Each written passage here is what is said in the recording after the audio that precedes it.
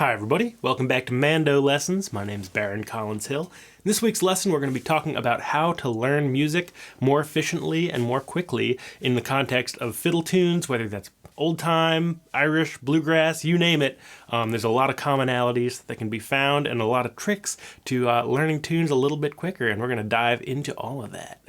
Whether you're a brand new musician or a seasoned mandolin player, you probably have had or will have the experience of hearing a really great tune and, being like, wow, I really want to learn that, but, these people are playing it right now. I don't even know what the name is. I don't know what key it's in. How do I get going? How do I learn this tune and get the most enjoyment and benefit from it with the time that the tune's going by? It may only be a few minutes, but what can we grasp from those few minutes? And I'm going to talk a lot about that.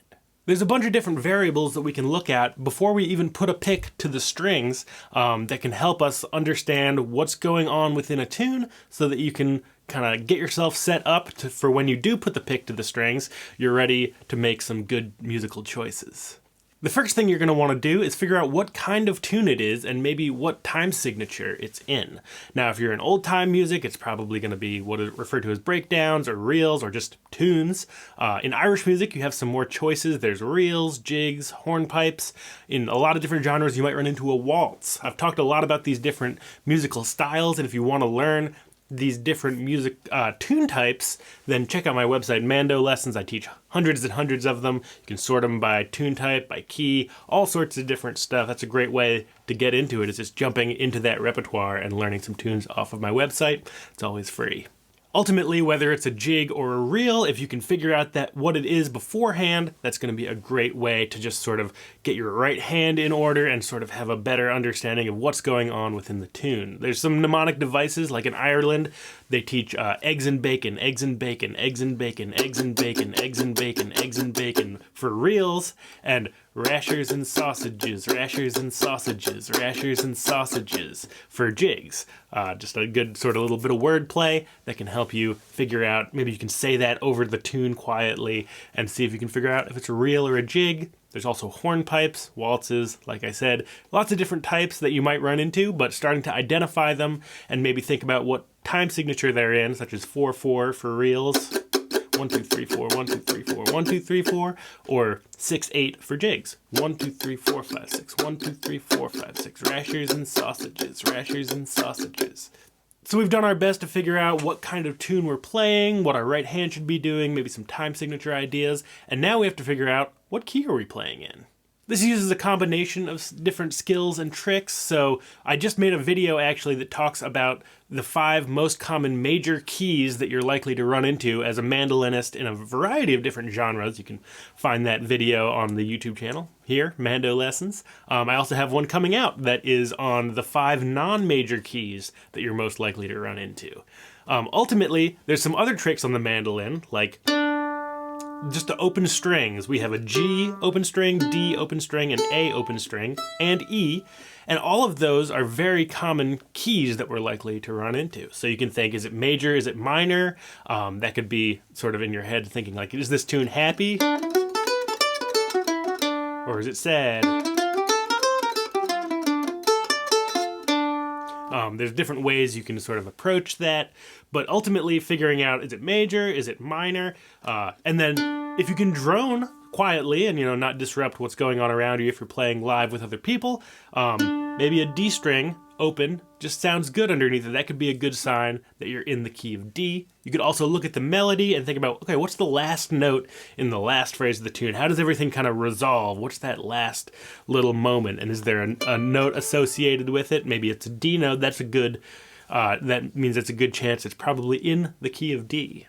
While historically I'm not a big proponent of endlessly practicing scales up and down, I think it is a good idea to at least know the scales and have a basic understanding of where your fingers should be going, because that's going to help you make the right guesses, educated guesses, to figure out what key something is in.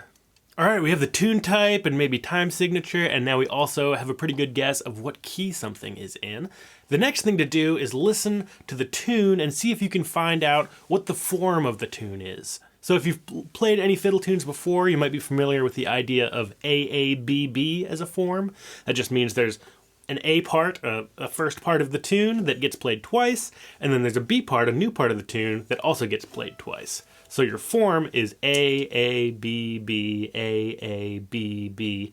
Sometimes that will vary. Sometimes there's a third part, so it might go A, B, B, C, C, A, B, B, C, C. Sometimes it might just go A, B, A, B, A, B. That would be like a single tune in the Irish tradition. Sometimes it'll do something like A, B, B, A, B, B, A, B, B.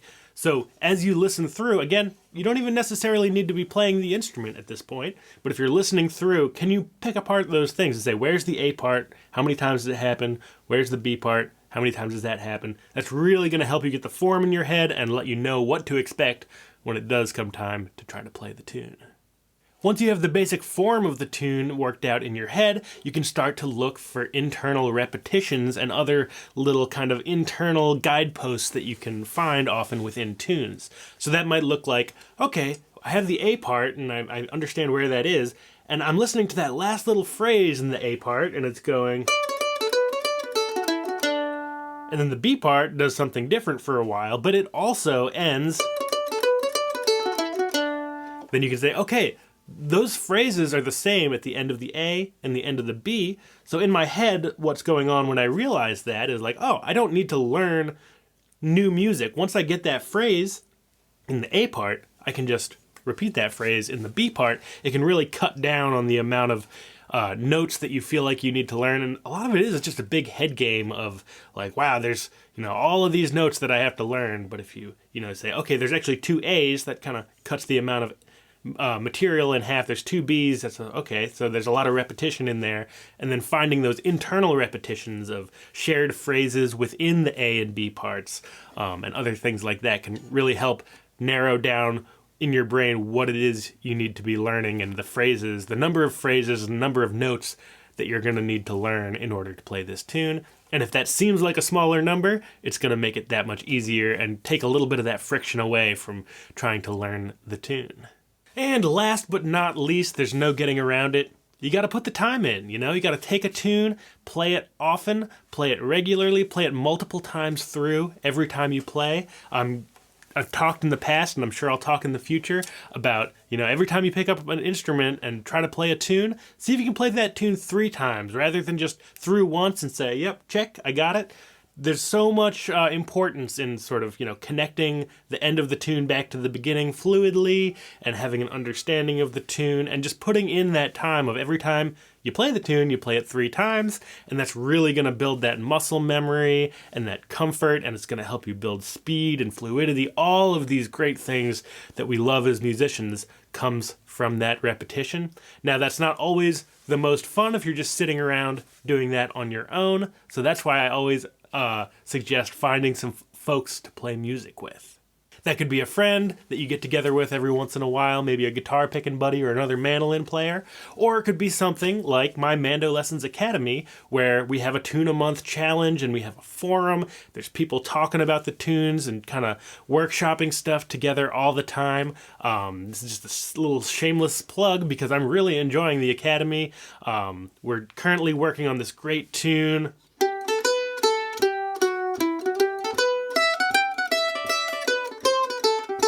Rights of Man. I'm really excited to dive into that with everybody here in the month of May.